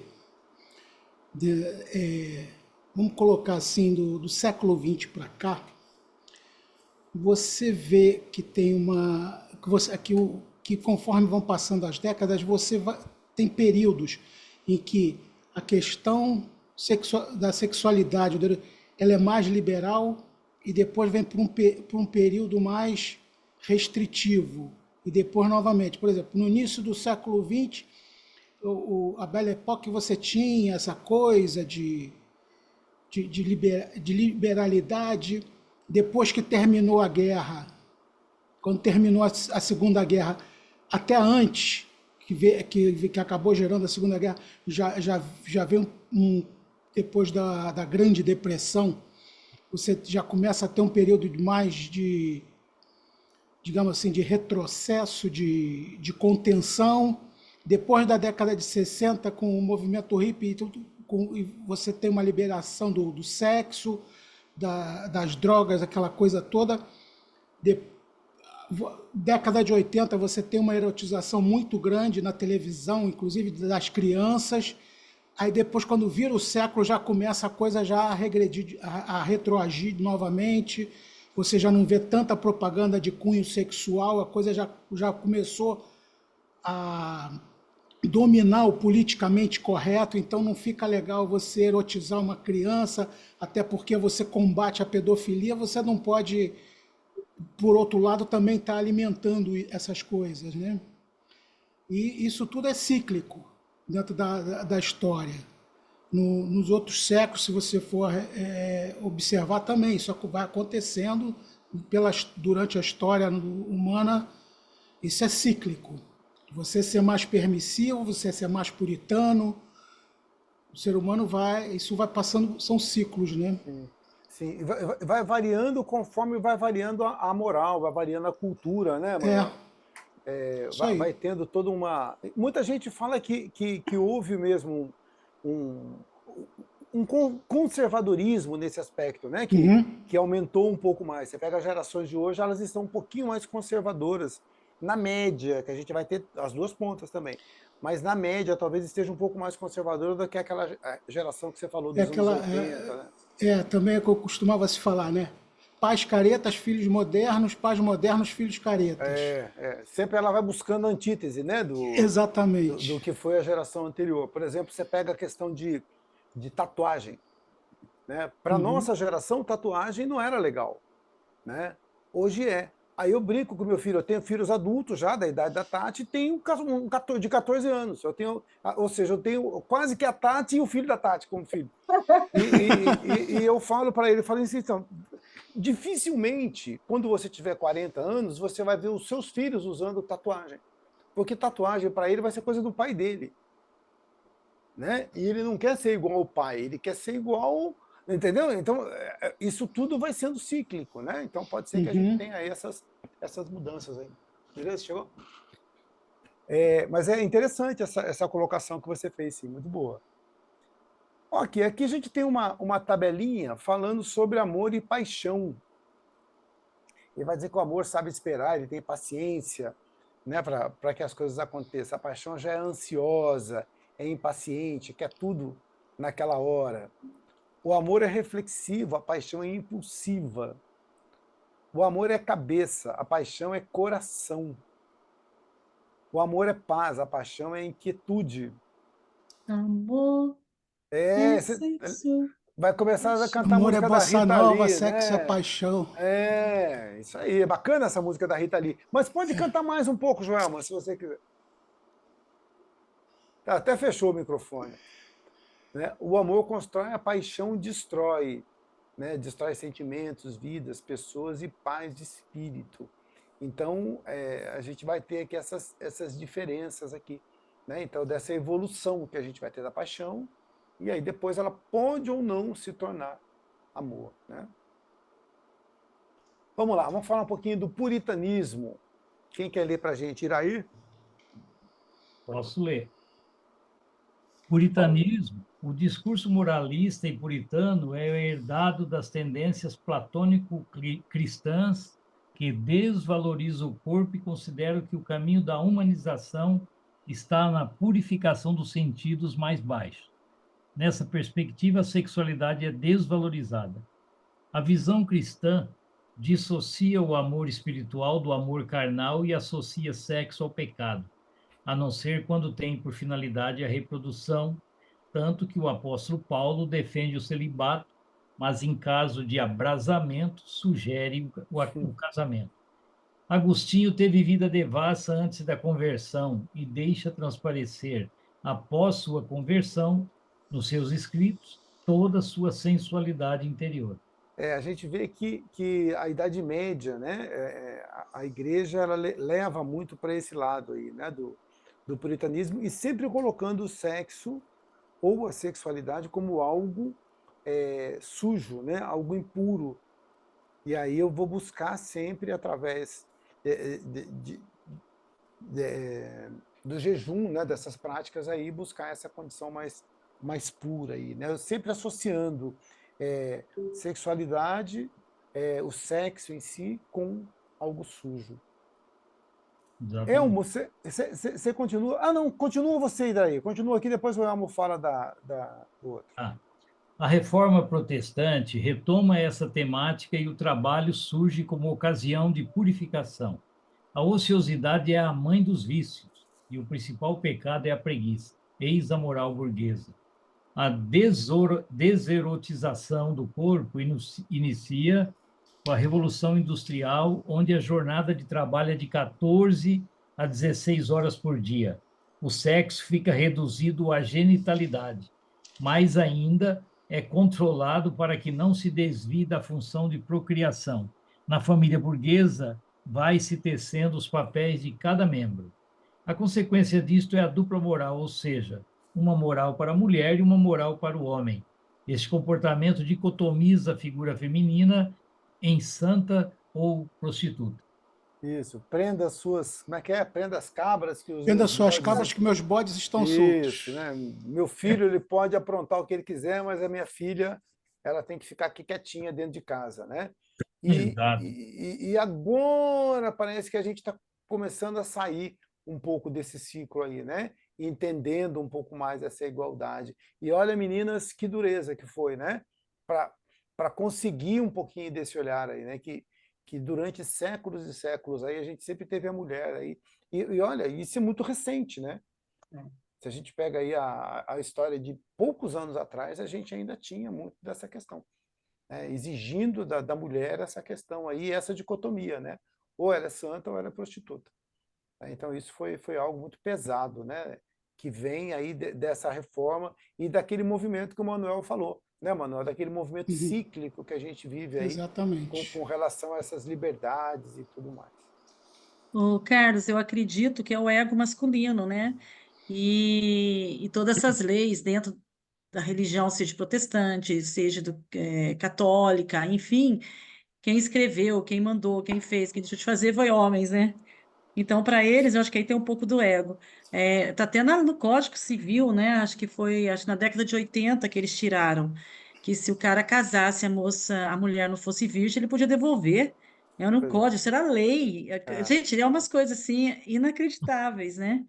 E isso veio da onde? Veio dessa moral colocada, né? Vem dessa Por moral. homens. Esses dias a gente estava fazendo uma aula sobre Moisés, no Decálogo, e aí quando você pega lá um dos mandamentos, ele fala que você não pode cobiçar a mulher do próximo, nem a sua cabrita, nem as suas coisas, nem... Entendeu? Ele compara a mulher, compara não, ele equipara a mulher aos animais, né? Então, assim, é algo assim muito chocante para os dias atuais. Né? É muito chocante isso. Elmo, você lê para a gente o 15.9? Pois não. O Elmo é meu parente, eu não sei se vocês sabem disso. Eu também chamo, é de Chagas. Somos né? Chagas. Somos Chagas. Nas últimas décadas do século XX, a repressão sexual vem sendo substituída pela valorização da sensualidade, por muitos já denominada de liberação. A dupla moral foi duramente criticada na década de 60 e seguinte, assim como todas as formas hipócritas de relacionamento. O anticoncepcional, o feminismo, o preservativo, o divórcio, o aborto, o bebê de proveta, a barriga de aluguel, os movimentos homossexuais, o casamento entre pessoas do mesmo sexo e a AIDS são temas amplamente debatidos pela sociedade e que estão invertendo a situação anterior. Os conservadores chamam de permissividade e a população, de um modo geral, a classifica como sendo uma revolução sexual e até cultural. Como não podia deixar de ser, o capitalismo, agora transvestido de globalização, não podia deixar à margem um assunto que vem sendo tratado como um novo filão da economia individualista consumista, qual seja a indústria do erotismo. Neste mercado, cresce a indústria cinematográfica através dos filmes pornográficos, do turismo sexual, o gráfico através das revistas e livros, do comércio com os objetivos eróticos, a prostituição com a forma aceita legalmente através dos motéis, das casas noturnas e acompanhantes, para citar alguns, e por fim, o mais recente meio de comunicação, a internet. O combate à repressão sexual deu origem a um mercado até então atacado, mas não tão bem trabalhado como vem sendo feito, visando logicamente ganhos financeiros. Novamente, o Eros sendo usado de maneira inadequada. De qualquer forma, podemos concluir que a repressão sexual sempre vai existir em sociedade onde persiste as relações de poder baseado na exploração. Eros é o domínio da democracia e do saber, quando o homem doma o entender e entender quando o homem domar e entender os seus instintos. Eros se fará em sua plenitude, sem necessidade de repressão, em benefício de uma sociedade permissiva com fins consumistas. A gente vê muito, né, na atual sociedade, e aqui a gente tem duas. Eu sei que a gente está chegando no horário, eu vou procurar ser breve. A gente tem algumas conquistas de minorias em alguns momentos que são bem-vindas, de um modo geral, quer eu queira, quer não, mas ao mesmo tempo a gente tem uma banalização, né, da sexualidade. Então a gente vai tendo, por exemplo, a questão da pornografia, a questão do comércio que gira em torno de tudo isso, né? Então, do mesmo jeito que você tem coisas que são boas, a gente vai ter outras coisas que são muito ruins de conquistas, né? E aí a gente fica se perguntando, né, aonde será que a gente vai encontrar, né, esse meio termo? Onde será que a gente vai encontrar algo que seja dentro desse equilíbrio, né? E essa permissividade. Então ele fala aqui que vai chegar um momento que a gente vai poder desfrutar, entre aspas, né, da sexualidade sem que isso seja permissividade, né? Sem que isso descambe aí para o exagero. Pode falar, Divaneiro. A questão que eu ia colocar é que aqui, não sei, assim, tem uma visão meio, quando a gente fala de conservadora, eu não sei se é conservadora o termo, porque conservar é sempre manter alguma coisa, né? Mas é, colocam no mesmo balaio aí da permissividade, anticoncepcional, divórcio, bebê de proveta, sei lá, colocam uma série de questões de evolução, talvez, de entendimento, de controle de natalidade e tal, misturada com pornografia. E fala dessa questão, depois reforça muito mais a pornografia, né? Só que começa o capítulo nas últimas décadas do século XIX. Não é verdade que a pornografia tenha vindo depois dessa questão do puritanismo, né? Porque o puritanismo, na verdade, era uma hipocrisia em relação a uma série de coisas que eram veladas, né? E que eram permitidas só para quem era né, quem podia fazer, mas que era uma maneira de controlar a vida dos outros, simplesmente, né? Na Sim, minha visão. sim. Então, acho que assim, não tem essa mudança, essa dualidade aí que está mostrando, né, entre o puritanismo e a permissividade, misturando outros aspectos. Eu acho que precisa depois de uma revisitada no conteúdo aí, porque eu Então, acredito que ele está um pouco, está levando para um caminho de opinião muito mais do que de realidade, né? eu concordo com você. O que eu estou notando, o que eu estava notando aqui no texto é assim, né, ó, que ele fala do anticoncepcional, feminismo, preservativo, divórcio, e aí, aí ele cita aqui, né, que os conservadores vão chamar isso de permissividade. E a população, de um Isso, modo geral, vai classificar isso como sendo uma revolução sexual e cultural. Então, pelo que isso, eu pude entender, ele não coloca uma posição. Ele está dizendo assim, olha, muita gente vai dizer que isso é absurdo, mas certo, isso, né, que a população, de um modo geral, coloca isso como uma conquista, né? Então, eu acho assim, isso. eu não vejo ele Só que firmando depois uma. ele completa, como qualquer texto que você põe uma premissa, você põe um enredo no meio, depois uma conclusão, ele Uhum, parece concluir que a permissividade leva a essa a tal da globalização, o desejo individualista consumista, todos esses termos que ele coloca aí, fala em benefício de uma sociedade permissiva com fins consumistas. Uma sociedade permissiva com fins consumistas não pode ser uma coisa boa, né, do jeito que está sim. colocado aí. E aí, então, ele coloca todo mundo junto aí nessa situação. Então, tá bom, acho que tem muitos conceitos aí misturados, mas leva de novo a essa dualidade que a gente vive aí, né, de extremos. Ele acaba colocando de um jeito que parece colocar em opostos, coisas que não são para ser. O É, que a gente está falando aqui é de aumento de tolerância, né? isso. Como Deixa eu só fazer um adendo aqui, só para a gente conceituar. Isso que você colocou é muito pertinente, tá? Esse livro ele foi escrito por volta de 2004, então são 20 anos. E é interessante para a gente notar como nesses 20 anos já houve uma mudança de mentalidade muito grande nesse sentido. Porque muitas coisas que a gente hoje está vendo de forma extremamente natural, né?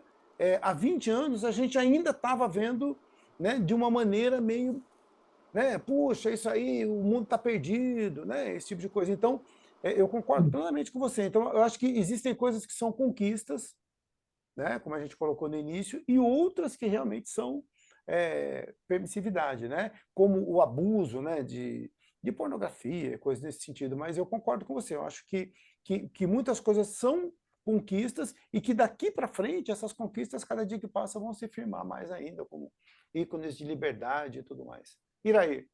Eu quero pegar o gancho do que você falou agora há pouco, quando você disse que a permissividade é consequência de uma liberação, e com um pedido de licença aqui para a Tati, para a Joelma, eu Meu quero fazer Deus. não um desabafo, mas um registro aqui, né?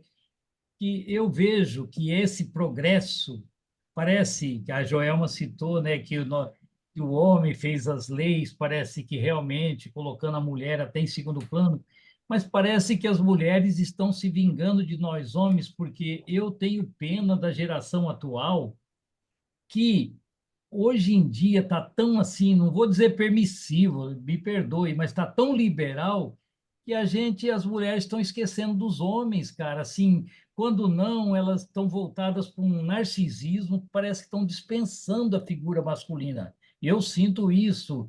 Eu falo, a mulher, não sei o quê, a namorada, isso vale para os homens também.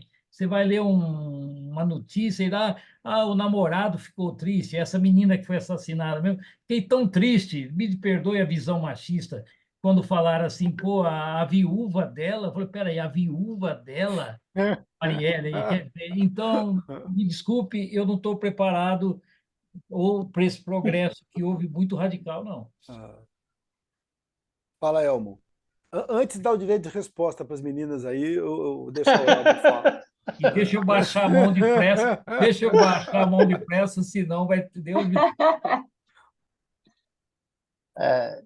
O que vocês acham, Joelma e Tati? As mulheres estão criando muita tatuagem, muita boca de corimba, estão perdendo a identificação com o Não, espelho. de certa forma, eu concordo com você, e assim, vou falar um pouquinho de mim.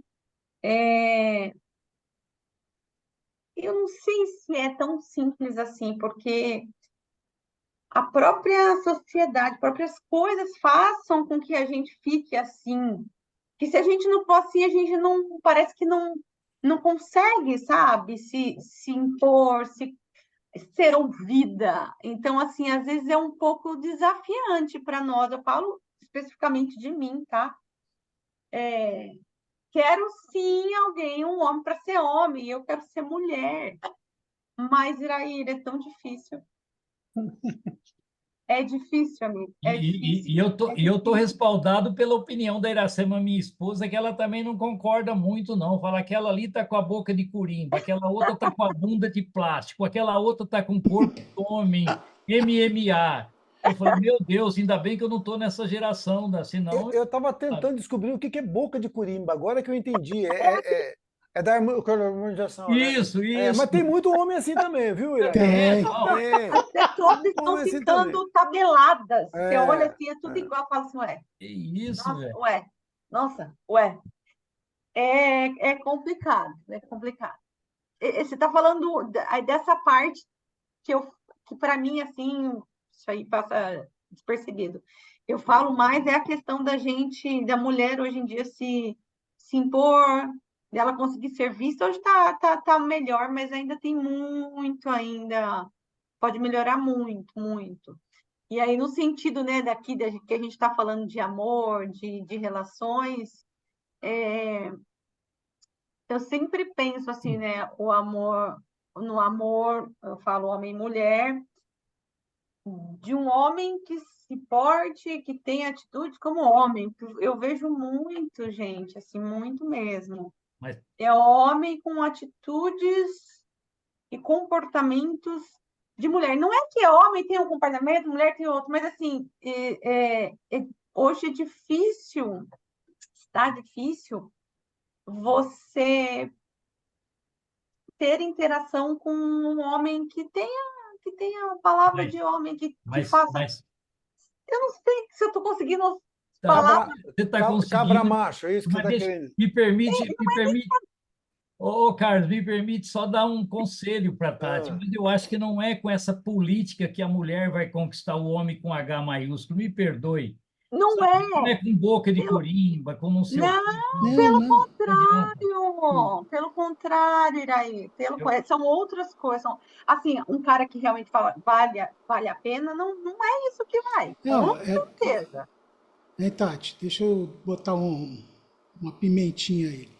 Porque você vê muito, digamos, muito homossexual, eu tenho muitos amigos homossexuais, que têm postura de homem no, Nas na relações. definição da palavra homem, do que muito hétero. Porque tem muito hétero que a maioria deles é safado, não tem honestidade, não tem integridade. Mas isso assim, a gente, né, assim, é errado isso aí, gente. É, Então, esse negócio. a gente está vivendo uma época de transição, né, nesse sentido, Exato. de mudança de valores. Então, por É uma exemplo, vingança delas, cara. É uma vingança. ma- ma- Querer ma- mais você. mas, Iraí, do mesmo jeito que a gente estava falando que o universo ele não é feito à nossa medida, hoje as Exato. mulheres também não estão mais Isso, buscando, rapaz, eu falei, entendeu? fora dessa geração, graças a Deus. Elas estão querendo ser felizes. Então, assim, se isso vai agradar ou não, o azar. Né? Então, assim, é um outro momento. Só que a gente vem de uma repressão, isso é um movimento pendular. A gente vem de um momento de repressão para soltar. Né? Então, enquanto esse pêndulo não chegar no meio, então a gente vai ver alguns exageros de ambas as partes. Isso. De ambas as partes. Está muito cara também, que você falou. Do mesmo jeito que eu reclamo da postura feminina, muitas mulheres também vão reclamar da postura masculina. Sim. Né? Ou o cara é muito. Ele é muito possessivo, né? Ou ele é muito permissivo. Então a gente até chegar num ponto de equilíbrio aí para que as coisas possam se normalizar. Esse é o ponto. É o equilíbrio. Esse que é o ponto. Elmo. Não, tranquilo. Vamos deixar. Passou? Passou. Beleza, então. Vamos aqui só fechar aqui. Deixa eu ver. Aqui, isso aqui. O Emmanuel nos ensina que em torno do sexo será justo sintetizarmos todas as digressões nos seguintes normas.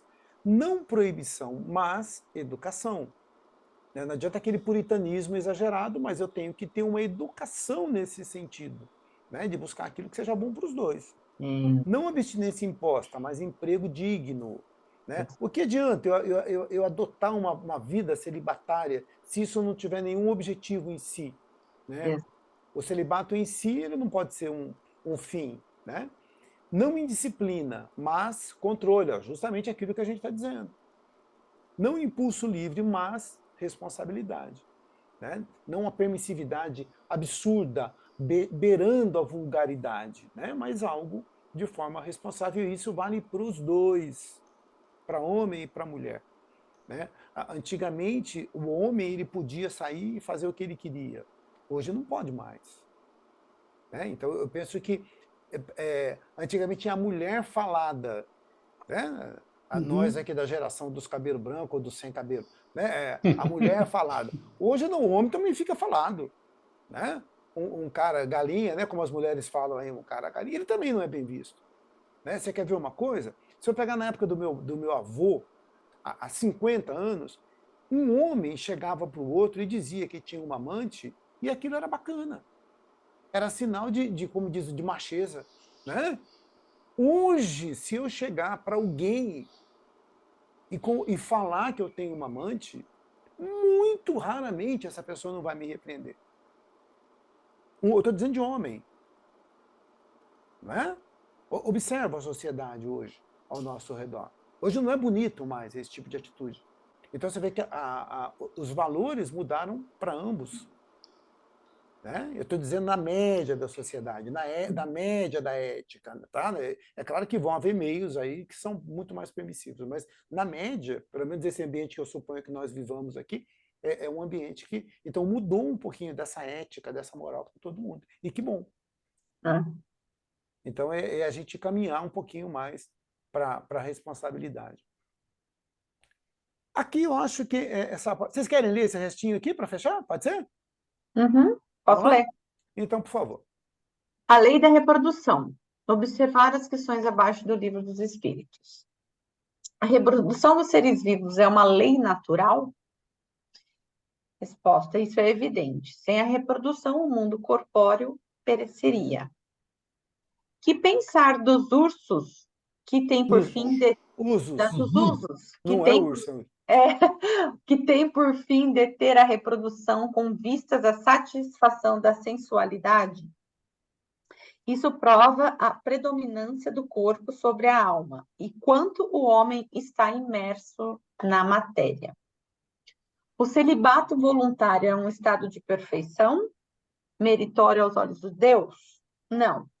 Os que vivem assim, por egoísmo, desagradam a Deus e enganam a todos. Porque a gente falou do celibato um pouco, De né? ter um propósito, né? Isso. O celibato não é um sacrifício para algumas pessoas que desejam devotar-se mais inteiramente ao serviço da humanidade? Isso é bem diferente, eu disse, por egoísmo. Todo sacrifício pessoal é meritório quando feito para o bem. Quanto maior o sacrifício, maior o mérito. Beleza. E vamos lá. Eu vou pedir para o Vanderlei ler a conclusão para a gente. Pode ser, Vanderlei?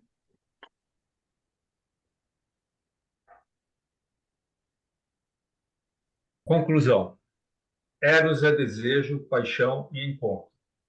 Para Hegel, ele é a fusão para o estabelecimento da unidade. Para Sócrates, em seu diálogo imaginário com Diotima, é a busca da imortalidade. Seria muito compará-lo ao amor cristão, mas podemos concluir que Eros é um dos caminhos que devemos percorrer para alcançar esta forma mais sublime de expressão do amor, que é o amor cristão. Eros é um dos caminhos que devemos percorrer para alcançar essa forma mais sublime de expressão do amor, que é o amor cristão. Aí agora, aquela nossa discussão do início, ela acaba tendo o seu desfecho aqui, né? Exatamente. Ou seja, estava todo mundo certo, né? Então, ou seja, um dos caminhos é o Eros, não o único caminho. Né? Então, a gente Eu só trocaria o devemos pelo podemos, né? Sim, sim. Porque não precisa ser uma obrigação, né, Edvanir? Nós podemos fazer isso. E eu trocaria a palavra base, até respeitando aí a opinião do Devanir durante o curso, que o Eros não é a base, mas ele é o caminho, nosso desejo do encontro com a cristandade e com a divindade. Isso. É um dos caminhos. Beleza, pessoal, tranquilo? Tranquilo? Alguém quer fazer alguma última colocação? Olha, essa turma está fantástica, viu? Fazia tempo que a gente não estava... Acho que nesse segundo livro eu não tinha tido a oportunidade de estar com vocês ainda. E muito bom, o nível de vocês está espetacular, está muito legal mesmo. E eu vou falar para o Ricardo para vir mais vezes aqui, porque é muito, muito bom conversar com vocês aí, muito legal. Vocês participaram bastante da aula, deixou a aula dinâmica. E se passou 17 minutos, não foi culpa minha, foi culpa de vocês que ficaram falando demais. Eu não tenho nada com isso. Não, sabe o que é mais legal? Tá todo mundo tão preocupado que passou 17 minutos que se ficasse mais 10, ninguém nem ia ter. Pois é. É uma Normalmente as aulas têm acabado 10 horas. Então acabamos até cedo hoje aqui. Acabamos. Tá bom. Beleza, muito bom. Quem gostaria de fazer um encerramento para a gente? Eu acho que tem que ser a Joelma. Joelma, agora? Eu acho. Eu também acho. Joelma, atendendo a pedidos então, Joelma. Vamos, então, neste momento, apenas gratidão. Gratidão por termos estado neste momento juntos. Gratidão por todo esse aprendizado. E que nossos sentimentos de amor, de fé, de esperança reverbere e vibre e chegue até os nossos irmãos que estão sofrendo, seja na parte social, seja na parte profissional, seja na parte econômica, familiar. Que esses sentimentos alcance também os gestores desses lugares que estão em guerra, gerando dor, gerando tristeza, que eles possam ter o olhar divino dentro deles. E que neste momento peço licença ao Mestre Maior para vibrarmos por nós mesmos, para que cada um de nós, dentro do seu lar, possa vivenciar o amor. Com seus filhos, com seus parceiros e parceiras, e que nós possamos, durante a semana, viver esse amor que foi tão discutido e tão importante para todos nós, para a nossa sociedade, para o nosso planeta e para o nosso universo. Gratidão, Senhor, hoje e sempre. Graças a Deus. Graças a Deus. Obrigado, Joelma. Pessoal, obrigado. Uma excelente noite para Obrigado, vocês. pessoal. Até a próxima, se Deus Até a quiser. próxima. Grande Tchau. abraço. Boa noite, Tchau. até Deus. segunda. Boa noite. Uma boa Obrigado. semana para vocês. Boa Tchau, noite, tchau. gente. Tchau. Tchau, até Ei. semana. Tchau. Melhor abraço, como diz o Feliz Ricardo. Páscoa a todos. Vamos vibrar pelo boa. Ricardo aí, Ah. para a recuperação do Ricardo aí. Pronta a recuperação. Tá bom? É isso. Tchau, tchau. Tchau, tchau, gente.